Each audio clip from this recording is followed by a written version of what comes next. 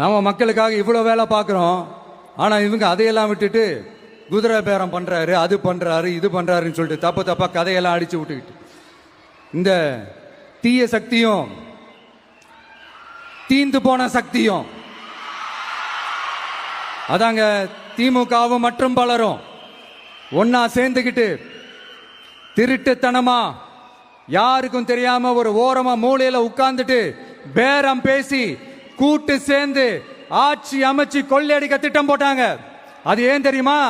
உங்களோட இந்த டிவிக்கு ஆட்சி அமைஞ்சா அவங்க பொழப்பே போயிடும். அந்த கொள்ளையடிக்கிறது, லஞ்சம், ஊழல் எல்லாமே கத்தம் கத்தம். அதான் இந்த காரணம்.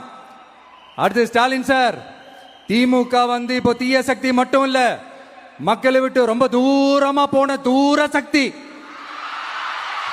ஓர சக்தி, கோர சக்தி, பார சக்தி.